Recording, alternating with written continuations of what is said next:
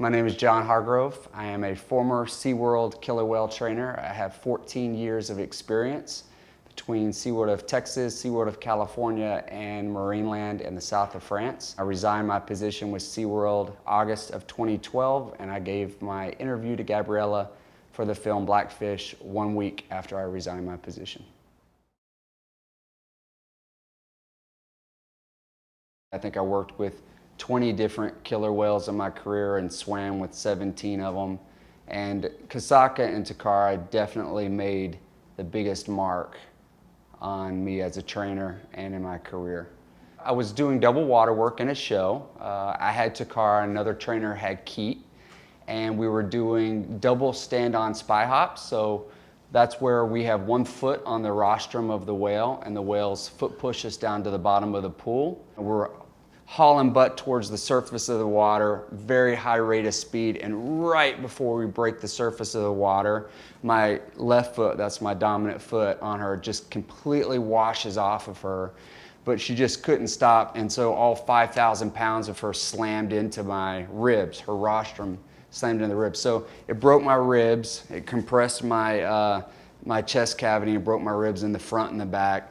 Threw me like a rag doll. Of course, it knocked the wind out of me. So she's making this big sharking loop around me, and she's echolocating all on me. So to describe echolocation, the whales have the ability, they emit sound from the melon of their forehead, and they can direct that sound to what object that they want it to hit. It's sent to the brain, and they get an image.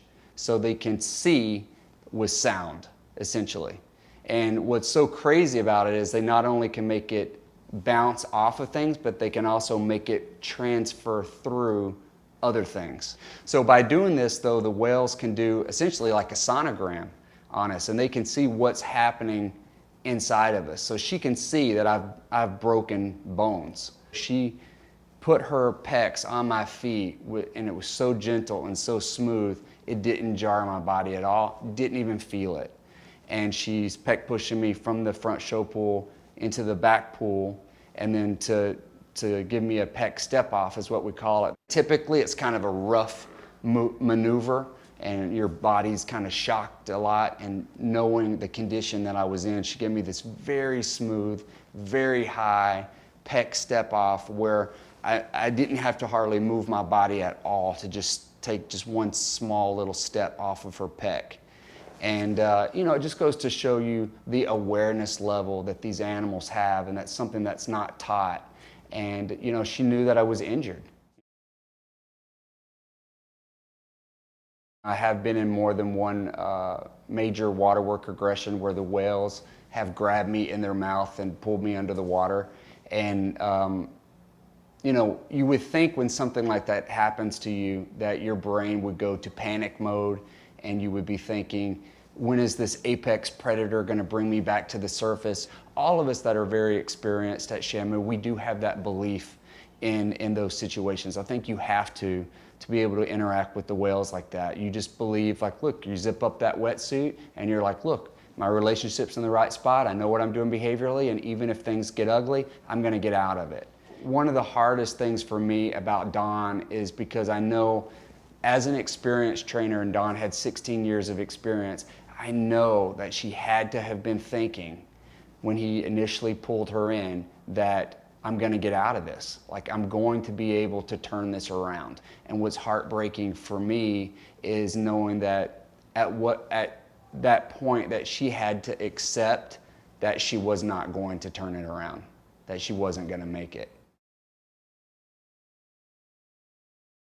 I have a lot of guilt. I think I'll always have guilt about leaving those whales, feeling like I abandoned those whales. But you come to the point where you realize that even as an experienced trainer, that you cannot make the change. You cannot prevent these whales from being artificially inseminated, or from them taking the calf away from the mother, or being moved to another park. The only way that I could rationalize that guilt was by speaking out for those whales after I left.